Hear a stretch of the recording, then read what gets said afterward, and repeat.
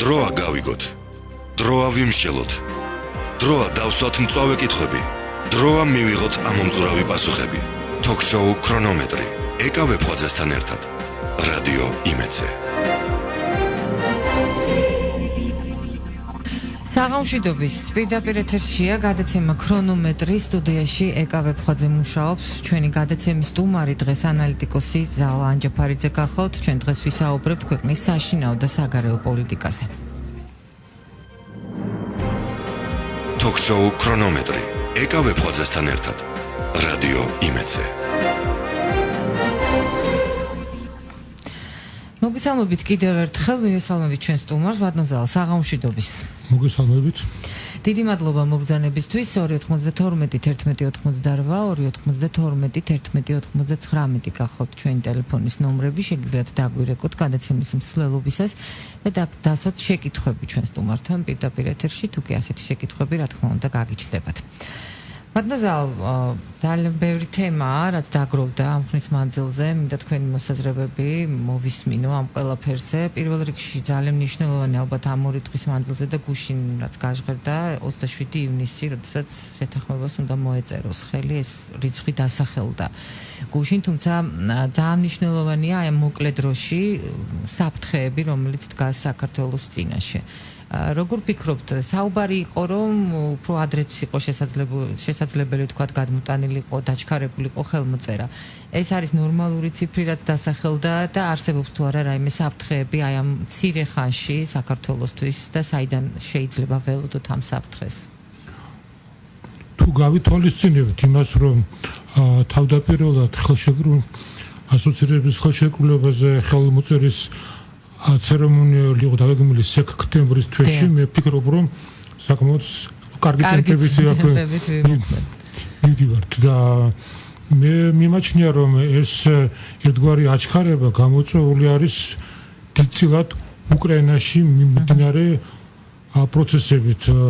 შეიძლება ცოტა უხერხულიც იყოს ამაზე საუბარი, მაგრამ რომ არა უკრაინის მოვლენები, სავარაუდოდ ასოცირების ხელშეკრულებაზე ხელმოწერა კიდევ გარკვეული ხნით გაიწელებოდა.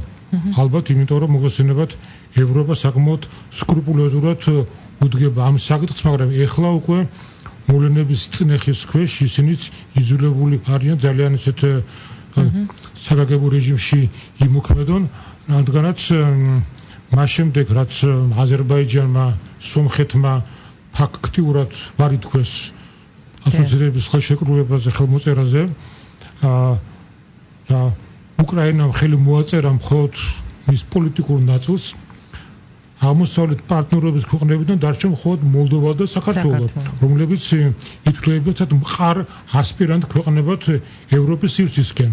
აქედან გამომდინარე, ევროკავშირს ჰქონდა თქვათ ერთგვარი არჩევანი, რომ ან საფრთხის ქვეშ დაეყენებინა აღმოსავლეთ პარტნიორობის პროგრამა საერთოდ ზოგადად, ან დაეჩქარებინა ეს ხელმოწერის პროცესი და ასე ვთქვათ პროცესებისთვის მიეცა ახალი ბიძგი. და მან ეს გააკეთა. დიახ, იმიტომ რომ ეს ვიზიტები, რაც საქართველოს განხორციელდა ეხლაც მანამდეც და ამ პროცედურის უკვე დაჩქარება, ყველაფერი ეს მიუთითებს იმაზე, რომ ევროკავშირმა აქტიურად დაიწყო მოქმედება იმისათვის, რომ ერთგვარად აი მისცეს ბიძგი ევროპაში ამ ორი სახელმწიფოს ინტეგრაციას. როგორ ფიქრობთ, მიუხედავად თუმცა რა თქმა უნდა ეს იქნება დამოკიდებული ჩვენზეც, თუ თქვა ჩვენ რამდენად ვიაქტიურებთ ამ მიმართულებით. ევროპის განცხადებებშიც ჩანდა, რომ გასაკეთებელი ბევრია. თუმცა როგორ ფიქრობთ, გასაგებია ევროპის ესეთი მოწადინება, ის რომ უკრაინის მოვლენებმა ამაზე ძალიან დიდი გავლენა იქონიეს, როგორც თქვენ ბრძანეთ, არსებობს საფრთხეები და ჩვენ მუდამ ვსაუბრობთ ამ საფრთხეებზე, ზედმეტად ალბათ რუსეთის მხრიდან, როგორია თქვენი პროგნოზი ამ მოკლე ხანში, რას შეიძლება ელოდოს საქართველო? ისეთ რა არის პროგნოზების კეთება რუსეთთან მიმართებაში ცოტა რთულია, მაგრამ მე მომიწია დასწრება შეხვედრაზე, რომ სადაც იყვნენ ჩამოსული რუსეთის ხელისუფლებასთან დაახლოებული ექსპერტები, რომელიც მოაწყო რუსულ-ქართულმა საზოგადოებრივმა ცენტრმა აქ თბილისში და იქაც და ასევე რუსი ექსპერტების სხვა ექსპერტების კომენტარებშიც გამოჩვევის ასეთი აზრი, რომ ამ ეტაპზე რუსეთი არ აპირებს საქართველოს მიმართ რამე ისეთი კვეთრი დესტრუქციული ქმედებების განხორციელებას. რომ ასოცირების ხელშეკრულებაზე ხელმოწერა, რა თქმა უნდა, ჯერ კიდევ არ ნიშნავს, რომ საქართველოს ავტომატურად გაწევრიანდება ევროკავშირში. ამას დიდი დრო უნდა და რუსეთის მხრიდან საქართველოს მიმართ რამე ისეთი დესტრუქციული მოქმედების განხორციელება არ უღირს უკრაინას არ მიმართებაში ნახეთ რა გააკეთა რუსეთს. უკრაინასთან მიმართებაში იქ სუსხა მოვლენები განვითარდა, იმიტომ რომ იქ ფაქტიურად რუსეთმა ვთქვათ მიიღო ის ზომები, რაზედაც განაცხადა პუტინმა, რომ ანუ რუსეთში უკრაინის მოვლენები აღიქვეს როგორც ცდილობა დასავლეთს და წაეგლიჯეთ უკრაინა რუსეთისთვის. და ახლა უკრაინა თუ რას ნიშნავს რუსეთისთვის, მე მგონი ამათ დიდი ახსნა გამარტება არ ჭირდება. ამგვარი მოცემულობა არ აქვს. ასეთ რაღაც განცდები და ასეთ მოცემულობა არ არის, თუმცა რა თქმა უნდა საქართველოს ძალიან მნიშვნელოვანი ქვეყანა არის, მაგრამ უკრაინის შემთხვევაში სუსხა მომენტები მოქმედებდა და ამიტომაც რუსეთის ქმედებები იქ გარკვეულწილად გასაგებია, თუ რატომ იმოქმედა მან ისე როგორც იმოქმედა. არის თუ არა მაგალითად სიმართლესთან რაიმენაირად ახლოს ის, რომ რუსეთს საქართველოს ევროკავშირში გაწევრიანებაც იმდენად არ ანაღლებს, როგორც თქვათ ნატოსთან მისი მისწრაფება. რამდენად არის ისეთ როგორ არის ახლა რუსეთში არის სხვადასხვა თქვათ ჯგუფები. ერთი ჯგუფი შეიძლება პირობითად განისაზღვროს ოსკათ მეტნაკლებად ზომიერი და მეორე უფრო ისეთი რადიკალური მკაცრი ხალის მომხრე. ისინი პოსაბჭოთა სახელმწიფოების ნებისმიერ ესე იგი სლას ევროპული სივრცისკენ აღიქვამენ როგორც დარტყმას რუსეთის ინტერესებზე. თქვათ მათ რომ მკითხო, თქვათ ევროკავშირში გაწევრიანება შემდეგ მოყვება ნატოში გაწევრიანება. ანუ ამ საფრთხეებს ისინი ხედავენ და ამიტომაც არიან ძალიან სენსიტიურად უდგებიან ყოველი სახელმწიფოს, რომელიც თქვათ მათ მიერ მოიაზრება თქვათ ახლოს საზღვარგარეთად, ამ სახელმწიფოს თუნდაც ერთ პატარა გადადგმულ ნაბიჯ ევროპისკენ მიმართულებით. და ამიტომაც არის რომ ხან ეკონომიკურ ბერკეტებს იყენებენ, ხან პოლიტიკურს, ხან სამხედრო ძალასაც, როგორც უკრაინის შემთხვევაში მოხდა. ასე რომ რუსული პოლიტ-ისტაბლიშმენტის მენტალიტეტი პრინციპში რთული გამოსაცნობი არ არის და ამ შემთხვევაში მოდით პირდაპირ თქვათ, მიდის ბრძოლა გავლენის სფეროებისათვის. როგორ უნდა იყოს საქართველოს ხელისუფლების დამოკიდებულება აი ამ ხნის მანძილზე გულისხმობ 27 ივნისს და ალბათ მეც მნიშვნელოვანია რუსეთთან. რამდენიმე ფორმატი არსებობს, ხო? მოლაპარაკებების, თქვათ, ჟენევის ფორმატია და თქვათ კარასინი, აბაშიძის ფორმატი. ისეთ რა არის რუსეთის მხარეს ყოველ შემთხვევაში ასე გამოჩნდნენ დისკუსიების დროს, მათ პირდაპირ ხაზი გაუსვეს ამას, რომ კარასინ აბაშიძის ფორმატი ნელ-ნელა თქვათ წურავს საკუთარ თავს და რუსეთის მხარეს მიაჩნია, რომ საჭიროა ამ ფორმატით რაღაც ახალი შინაარსი დატვირთვა იმისათვის, რომ ურთიერთობები გაგრძელდეს. რა გულისხმობს ახალი შინაარსი? ზედმეტი საუბარია ეკონომიკურ საკითხებზე. ახალი შინაარსი გულისხმობს იმას, რომ როგორც მოსკოვში მიაჩნიათ, რომ ევროპა ვერ გახდება საქართველოსთვის უსაფრთხოების გარანტი და მისთვის უსაფრთხოების უფრო საიმედო გარანტი იქნება საბაჟო კავშირში, ხოლო შემდეგ კი ევრაზიულ კავშირში გაწევრიანება. მაგრამ სიტუაციის ირონია იმაში არის, რომ უკრაინაში განვითარებული მოვლენების შემდეგ სერიოზული კითხვის ნიშნის ქვეშ დადგა თავად ევრაზიული კავშირის აქვე შექმნა. ამიტომაც თქვათ რუსეთს ერთი მხრივა არ უნდა რომ ეს ქვეყნები ხელიდან გაუშვას, მაგრამ მეორე მხრივ ვერაფერს სთავაზობს მათ ისეთს, რაც თქვათ იქნებოდა მიმზიდველი ამ სახელმწიფოებისათვის, კონკრეტულად საქართველოსთვის. ანუ ჩვენ უსწრაფოდ გვეუბნება, რომ თქვენ უნდა შეეგუოთ იმ ახალ რეალობას, რაც დადგა აფხაზეთისა და ცხინვალის აღიარების შემდეგ, ჩვენ რუსეთი არაფერი ისეთ განსაკუთრებულს არ გვპირდება თუნდაც აქ საბაჟო კავშირში გაწევრიანების აქ შედეგად. ამიტომაც საქართველოსთვის ფიქრობ არჩევანი არის საკმაოდ მკაფიო.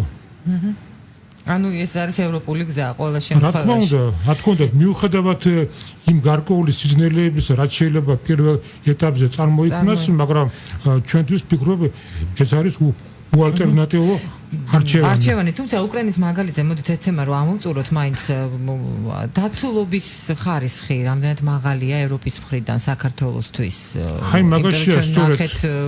მაგაშია სწორედ პრობლემა საკმაოდ კარგი კითხვა დასვით. ახლა როდესაც ხერმან ვან რომპოი იყო ჩამოსული, მან ასეთი რამ განაცხადა, რომ საქართველოს არ უნდა წარმოაჩინოს თავი მსხვერპლის რანგში და მან უნდა იზრუნოს საკუთარი თავი დაცვაზე, რომ ევროპა თქვენს გვერდით დგას, მაგრამ საქართველოს ჯერ ვერ მიიღო სამწუხაროდ მკაფიო პასუხი იმისა, რაც გააკეთებს ევროპა, თუკი საქართველოს მაინც აღმოჩნდება ობიექტი რუსული აგრესიის. ეს კითხვა სხვა შორის საქართველოს პარლამენტის თავმჯდომარემ დასვარ ერთ-ერთ მაღალი დონის ევროპულ ფორუმზე. და მაშინ კრიტიკა მოყვა ამას. ესეც მოვისმინე ექსპერტების მხრიდან. ეს იყო სავსე ლეგიტიმური კითხვა, იმიტომ რომ ჩვენ როგორც ასე ვთქვათ, ერთგვარ რისკებზე მივდივართ იმის გამო, რომ ვთქვათ, არ გადავახოთ ჩვენი ევროპული გზიდან, რა თქმა უნდა, გვჭირდება უფრო მეტი და უფრო კმედეთი მხარდაჭერა ევროპისგან, ვიდრე ვთქვათ, მხოლოდ სიტყვიერი მორალური მხარდაჭერა. იმიტომ რომ ჩვენ ნახეთ, როგორი რადონის მხარდაჭერა მიიღო საქართველოს 2008 წელს, როდესაც ჩვენთან გახორციელდა აგრესია. იმიტომ ესეთი ნიჰილისტური ევროპა საუბრობდა იმაზე, რომ აი ყველაფერი იმაში გამოიხატა, რომ რუსეთმა არაპროპორციული ძალა გამოიყენა და რამდენი წელი დასჭირდა იმას, რომ იღიარებინა, რომ ეს იყო აგრესია და საქართველოს ოკუპაცია მოხდა, ხო? დიახ. ამიტომაც ხა მოდით რეალისტურად შევხედოთ აქ სიტუაციას, კი რა თქმა უნდა, ევროპა არის ჩვენ გვერდით, მაგრამ ჯერჯერობით სამწუხაროდ ევროპას ის კმედეთი ბერკეტები, რაც ვთქვათ, ჩვენ დაგვიცავდა რუსული აგრესიისგან არ გააჩნია. და ერთი კითხვა კიდე სანამ რეკლამაზე გავალთ, დაიწყო საუბარი იმაზე, ვინ უნდა მოაწეროს ხელი ამ შეთანხმებას პრემიერმა თუ პრეზიდენტმა, როგორ ფიქრობთ? ვინ არის უფლებამოსილი? ამ კითხვაზე პასუხი არის გაცემული ჩვენს კონსტიტუციას, ქაბატონო ეკა, ვინც ჩახედავს კონსტიტუციის 79 მუხლს, იქ შავი თეთრზე წერია, რომ ამ ხელშეკრულებას ხელი უნდა მოაწეროს საქართველოს პრეზიდენტმა. ინო საქართველოს პრეზიდენტი წარმოადგენს აქ საქართველოს საგარეო ურთიერთობაში ის აწერს ხელშეთანხმებას და აშენებდა. ანუ თუმცა ჩვენ ვიცით, რომ პრემიერ-მინისტრი მოაწერს ხელს. ორი აზრი და თქვათ, ორჭოფობა ამ საკითხზე უბრალოდ გამორიცხულია და კონსტიტუცია კაფიოდ ამას ამბობს, რომ ხელი უნდა მოაწეროს საქართველოს პრეზიდენტმა. რატომ პრემიერ-მინისტრმა, რატომ ითქვა ეს? თულია ამაზე ხასეთი ცალსახა პასუხის გაცემა, როგორც ჩანს, სახელმწიფო გუნდში მიღებული იქნა ასეთი გადაწყვეტილება და რადგან ამ გადაწყვეტილებას უკან კი ვიცი, რომ ხა დიდი სპეკულაციები მიდის ღარიბაშვილსა და მარგულაშვილს შორის ერთგვარ გაუცხოებაზე. თუმცა ჩვენ გუშინ ნახეთ, რომ ერთად ისადილესო და ფოტო გამოქვეყნდა, რომ მათ შორის არ არის. სპეციალურად მოხდა იმისათვის, რომ თქვათ პიარის ერთი რაღაცა ის იყო, თქვათ, ეს ხები გაექარვებინა თუ რაღაც სიამდვილეში, რა თქმა უნდა, ეს აქ ფოტო და ერთი სადილი არაფრის მაჩვენებელი არ ემარა. კითხვაზე პასუხი არის გაცემული ჩვენი კონსტიტუციის მიერ. ქმნის თუ არა ისიც უხერხულობას, რომ პრეზიდენტი იყო პარაფირების ხელმოწერის დროს, ხო? პრეზიდენტმა მოაწერა და ეხლა უკვე მიდის პრემიერი. ესეც არის. ხო, მე მგონი ცოტა არ იყოს უხერხული სიტუაცია იქმნება და მაინც ვიტოვებ იმედს, რომ 27 ივნისამდე შეიძლება მოხდეს კორექტირება სიტუაციის, მაგრამ ეს არის მნიშვნელოვანი, ბატონო. მე ვფიქრობ, რომ არის მნიშვნელოვანი, იმიტომ რომ ევროპაშიაც ხალხკითხულობენ ჩვენს კონსტიტუციას და იციან თუ ვინ უნდა მოაწეროს ხელი კონსტიტუცია და ვის ეკუთვნის ხელმოწერა, ხო? თუმცა არის პასუხი, რომ ქვეყანა აწერს ამას ხელს და არ აქვს მნიშვნელობა პერსონალიებს, თქვათ, პრემიერი იქნება. კი, მართალია, თქვათ, ეს არის ერთგვარი კითხვის და არგუმენტი, მაგრამ რატო ვარ ვიყოთ კონსტიტუციას? კარგით, რეკლამა ჩვენს ეთერში და დაუბრუნდებით რეკლამის შემდეგ. Talk-show ქრონომეტრი. ეკავე ფუძესთან ერთად. რადიო იმედზე.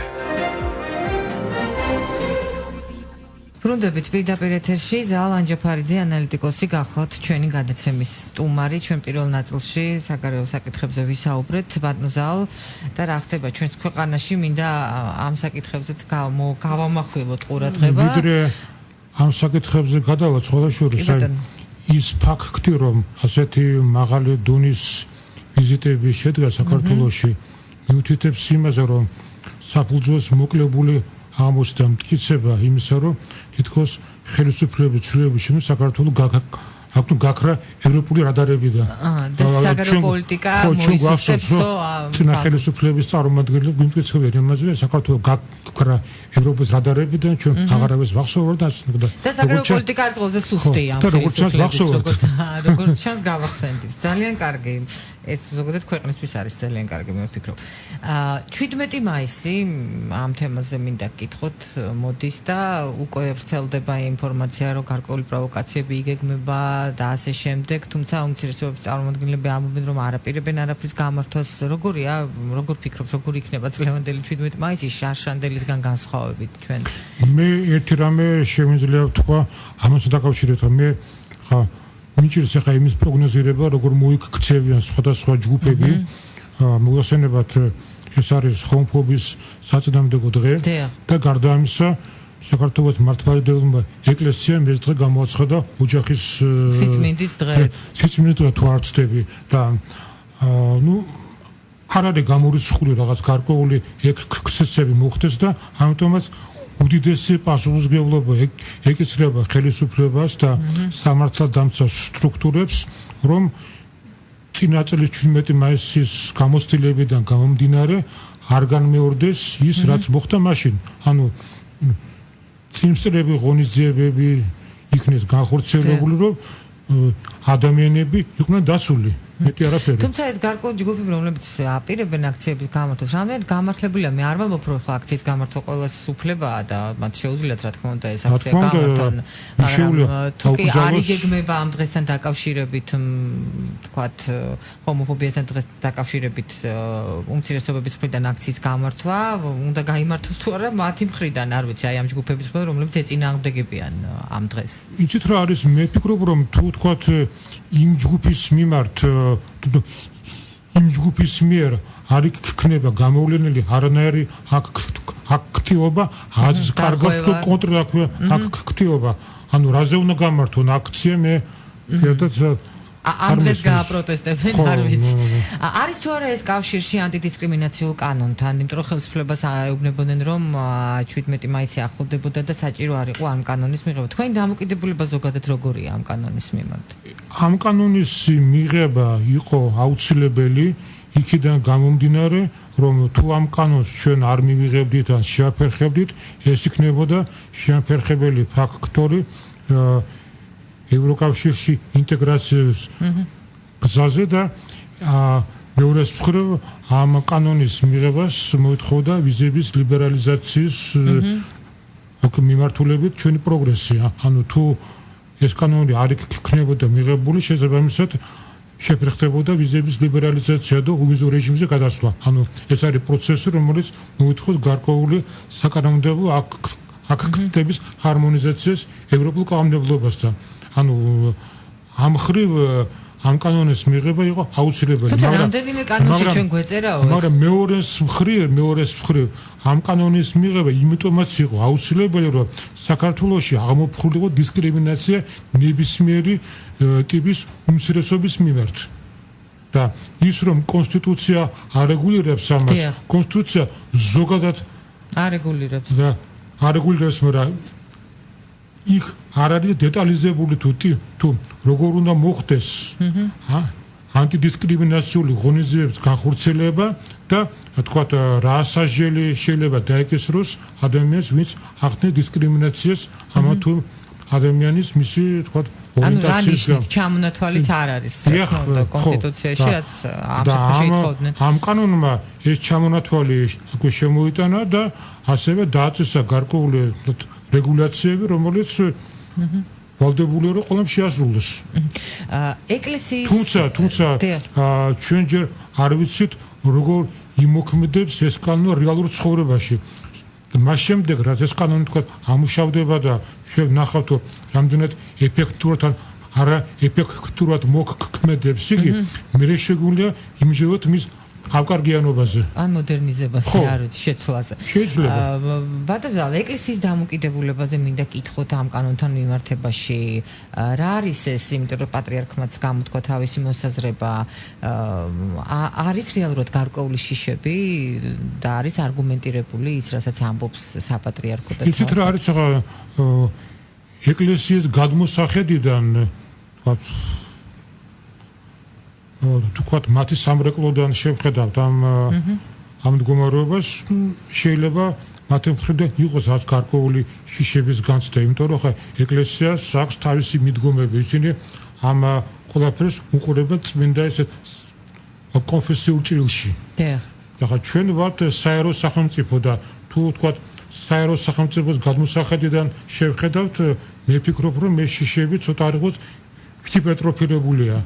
ამიტომაც იყო მე მგონი გამართლებული ის რომ სასულიერო პირები იყვნენ ჩართული ამ კანონის განხილვაში. თუმცა არ გაითვალისწინეს რომ შემდეგ უკვე ითქვა ხელისუფლებას გასაგებია რომ ხელისუფლება უსმენს სასულიერო პირებს, უსმენს ეკლესიას, მაგრამ ხელისუფლებას არ შეუძლია გაითვალისწინოს ყველა ეს რეკომენდაცია, იმიტომ რომ კიდევ ერთხელ ვიმეორებ ჩვენ ვართ სეკულარული სახელმწიფო. და სეკულარული სახელმწიფო არ შეიძლება იმართებოდეს რელიგიური დოგმებით.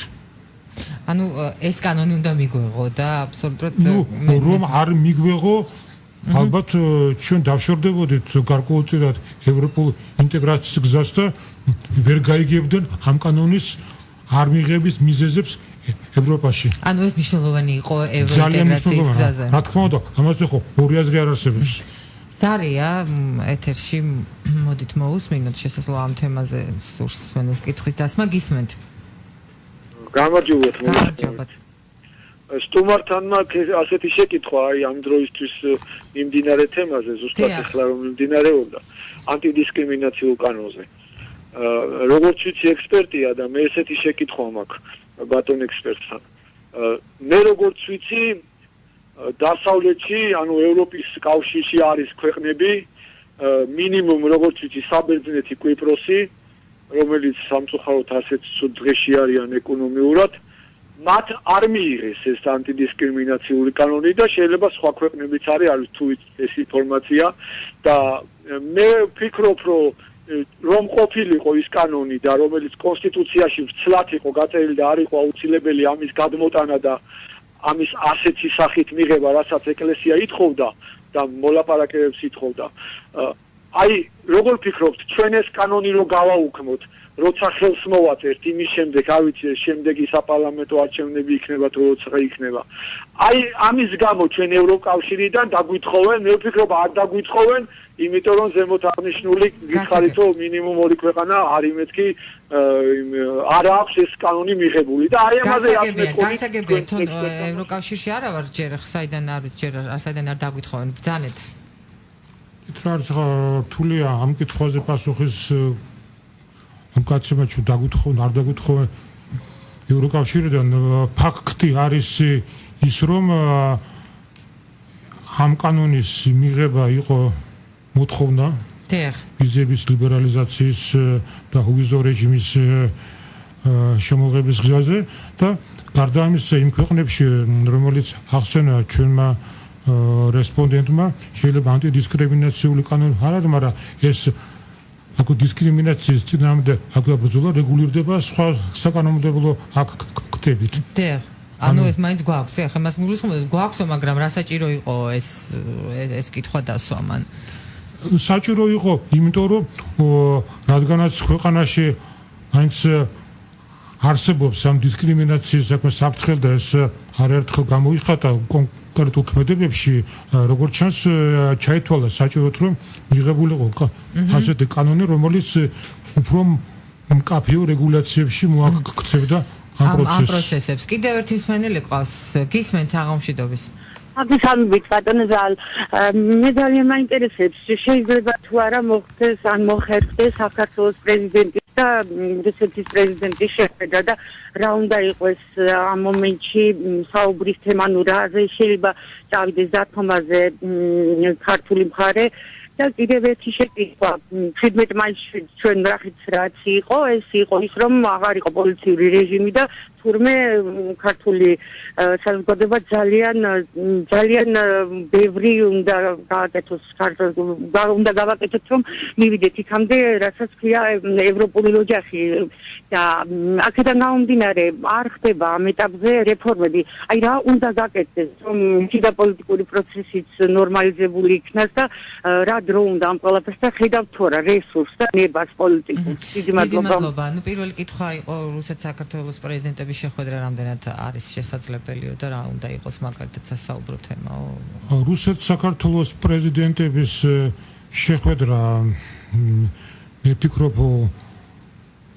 ალბათ მაინც საჭიროა, მაგრამ ეს არ უნდა იყოს შეხვედრისთვის, ეს შეხვედრა უნდა დასრულდეს კონკრეტული შედეგით, მაგრამ ამ ეტაპზე ჯერჯერობით არ ჩანს ის დღესასრიგი, რაზედაც ისინი ისაუბრებდნენ და ამიტომაც ჯერჯერობით ამის წინაპირობები არ არის, თუმცა პრინციპში რა უნდა იყოს მათი სასაუბრო თემა, როგორ ფიქრობთ? როგორც მე ვიცი, თქვათ სხვა წყაროებიდან მუშაობა ამაზე მიდის როგორც თბილისში, ისე მოსკოვში, მაგრამ მიდის პოზიციების შეჯერება. მე ვფიქრობ, რომ ალბათ საუბარი უნდა იყოს ისეთ საკითხებზე, რომელიც აი ერთგვარად გახსნიდა მოლაპარაკების ველს უფრო მნიშვნელოვან თემებზე. ხა ამ გასაგებია რომ მოლაპარაკების თემა ალბათ ვერ გახდება ცხინვალის და აფხაზეთის აღიარების უკან გამოწვევა პირველ ეტაპზე, მაგრამ თუნდაც ის რომ პრეზიდენტებს შორის გაიხსნება მოლაპარაკებების თქვათ არხები და თუნდაც ის რომ აი სავიზო რეჟიმის გაუქმება ორ ქვეყანას შორის ეკონომიკური ურთიერთობის გაღრმავება, თუნდაც შეთანხმება იმაზე რომ რუსეთმა არ შეუშალოს ხელი საქართველოს ევროინტეგრაციას, ანუ ერთგვარად იმ დაძაბული ურთიერთობების განმუხტვა, რაც ჯერ კიდევ არის ორ ქვეყანას შორის, ეს შეხვედრა ჩემი აზრით ნამდვილად მოემსახურებოდა ვინც რა არ უნდა თქვას ამის თაობაზე. გასაგებია. და რაც შეეხება შემდეგ კითხვას რეფორმებზე და მე ვფიქრობ რომ ხელისუფლებას მაინც აქვს ნება რეფორმების გატარების, თუმცა მე ვისურვებდი რომ ეს ნება უფრო აქტიურად ყოფილიყო მატერიალიზებული მათ კონკრეტულ საქმიანობაში, რომ უფრო სწრაფად მოხდეს იმ საკანონმდებლო აქტების მიღება, რომელიც ემსახურება ამა თუ იმ სფეროში რეფორმირება. ძალიან თქვა აი ნელა მიდის ეს პროცესი. თუმცა აქვე არის ახლა რადგან საუბრობთ ევროპასთან ინტეგრაციაზე და ასე შემდეგ, მოსმენების თემა, რომელიც ძალიან მნიშვნელოვანია ჩვენს ქვეყანაში და მე ვფიქრობ, რომ ძალიან ბევრი ამაში შეუშლის ხელს. მაგაზე საუბრობდი რომ როგორ ხელისუფლებამ მოახდინა თქვათ ნების დეკლარირება, რომ ეს რომ ამ კუთხით მოხდეს მდგომარეობის გაუმჯობესება, მაგრამ მე ვფიქრობ, რომ მაინც უფრო აი დავა მიდის წმინდა ტექნიკურ საკითხებზე. ანუ ხელისუფლებაში გარკვეულ ჯგუფებს და გარკვეულ უწყების წარმომადგენლებს აქვთ გარკვეული შიშის და საფრთხის განცდა, რომ თქვა თუ ეს მოსმენების პროცედურები გარკვეულწილად იქნება ისე დარეგულირებული, როგორც ამას მოითხოვს ამჟამად შეტანილი საკანონმდებლო ინიციატივები, ცვლილებები, ეს გარკვეულწილად აისახება ნეგატიურად ქვეყნის უსაფრთხოებას იქიდან გამომდინარე, თუ რა გამოწვევების წინაშე დგას დღეს აქ საქართველოს. მაგრამ მე ერთი რამე მინდა თქვა რომ რა თქმა უნდა ეს საკანონმდებლო ცვლილებები მისაღებია იმიტომ რომ ის სიტუაცია რაც არსებობს დღეს მიყურადების და ფარული თვალთვალის კუთხით ვერანაირი კრიტიკას ვერ უძლებს იმიტომ რომ ეს იყო შექმნილი წინა ხელისუფლების მიერ და რომელიც იყო ორიენტირებული იმაზე რომ ხელისუფლებას უხსნიდა ხელფას ტოტალური თვალთვალისთვის. ხო, მაგრამ აი ეს ინფორმაცია, რომელიც შემდეგ გავრცელდა ოფიციალური წყაროებიდან, რომ გატანილია მოსასმენი აპარატურა და ჩვენ არ ვუსმენთ, ეს აქ ცოტა არ იყოს არადამაჯერებელია ხელისუფლების არგუმენტაცია, იმიტომ რომ თუ ეს აპარატურა გატანილია, რას აკეთებდა წელიწად ნახევრის განმავლობაში შინაგან საქმეთა და სამინისტრო სპეცსამსახურები რატო არ განხორციელდა მისი ძებნა, რატომ არ განხორციელდა შესაძლოა მისი ქმედებები, რომ მოძებული იყო ეს აპარატურა. ისინი ამბობენ, რომ ჩვენ აეხლა შევიძენთ იმ მოწყობილობას, რომლის მიხედვით რომის დახმარებითაც აღმოვაჩენთ აპარატურას და მე მაინტერესებს უბრალოდ კითხვა იბადება, ამდენ ხანი რას უყურებდა? გასაგებია, მსმენელი ყავს კიდევ ერთი და მოდით მოვისმინოთ, ყურსასმენი გაიკეთეთ ბატონო. გისმენთ? გამარჯობა. მანდი დისკრიმინაციულ კანონზე და მაგრამ მოხსების საერთოდესაც ერთშესიან დაურჩევაზია ძალიან ცუდად ისმის თქვენი ხმა. უნგრეთში მაგალითად კონსტიტუციაში უწერია რომ დაუშვებელი არის ერთ-ერთი ოჯახად ითვლება ესე იგი ქალისა და კაცის კავშირი და აგრეთვე ბავშვი დაცული არის შესახვის ცდაზე და რასაც ამ კონსტიტუციამდე ევროკავშირთან მას დიდი წინამორბედა ჰქონდა, მაგრამ უნგრეთმა თავისი გაიწვიეს და დაიცვეს კონსტიტუციის ეს მოთხოვნები. მეორე კიდე, აი მაგალითად აი ესეთი ურთიერთობები, როდესაც კაცის კაცთან ქალის კაცთან რა გავლენას ახდენს დემოკრატიას, აი მაგალითად საფრანგეთში მოსახლეობა წინააღმდეგი იყო ამის პრეზიდენტმა შეაჩერა, მაგრამ აი პროცესში მათ როდესაც სოციალურ საკითხებთან ქრისტიანებთან და ერთად გამოდიოდნენ მუსულმანები, ამ საკითხში მუსულმანებმა მხარი არ დაუჭირეს. გასაგებია, ძალიან ცუდად ისმის თქვენი ხმა, მაგრამ მე მგონი არსი იგივე იყო წინამს ადრე დარეკა მსმენელმა, ანუ რომ არ მივიღოთ ეს კანონი და როგზე მაგ ქვეყნებმა. და ითქვას, რომ ჯერ ერთი საფრანგეთში პროტესტი იყო მხოლოდ ერთსქესიანთა ქორწინების წინააღმდეგ და არა ანტიდისკრიმინაციული და ხა რაც შეეხება აი მოსმენების თემას მე ერთი რამ მინდა ვთქვა რომ როგორი კარგი კანონიც არ უნდა მივიღოთ თუ კი ხელისუფლებაში აღმოჩნდებიან არაკეთილსინდისიერი ადამიანები ისინი მაინც შეძლებენ კანონის გვერდისავლას და უკანონო მოსმენის განხორციელებას იმიტომ რომ წინა ხელისუფლების დროსაც კანონი არავის არ აძლევდა იმის უფლებას რომ ადამიანის პირადი ცხოვრების კადრები გადაეღო. ხო, კანონი გძალავდა მაშინაც. გამოიძებნა ხალხი, ვინც ამას აკეთებდა და ვინც ამაზე მათ სანქციას აძლევდა და ახლა რა თქმა უნდა უმჯობესია თუ თქვა კანონი უფრო ამკაცრებს რეგულაციებს, მაგრამ ახლა 100%-იანი დაცვა რო თქვა ამის მერე არ მოხდება ისაც ხდებოდა ადრე, რა თქმა უნდა რთული ამაზე საუბარი. და ბოლო კითხვა მინდა დაგისვათ არჩევნებთან დაკავშირებით, რომელიც გვიახლოვდება, როგორია, როგორ ფიქრობთ ველი საარჩევნო, არის როგორი იქნება არჩევნები ის ჩაივლის თუ არა თანაბარ პირობებში, არის თუ არა კოდექსი ამ ხრივ მზად, როგორ ფიქრობთ და ოპოზიციას რამდენად აქვს შანსი ამ არჩევნებში, რომ თვით რა არის ჯერჯერობით არჩევნები, როგორც ხედავთ, მეტნაკლებად მშვიდ გარემოში მიდის თუმცა რა თქმა უნდა გარკვეულ ექსცესებსაც აქვს ადგილი, მაგრამ ეს მე ფიქრობ ხა ძალიან ცეთი განსაკუთრებულ გავლენას საარჩევნო კამპანიაზე ვერ ახდენს. თუ იგივე NDIS კვლევებს დავეყრდნობით, ჯერჯერობით მყარი უპირატესობა აქვს მართლ კოალიციას. თუმცა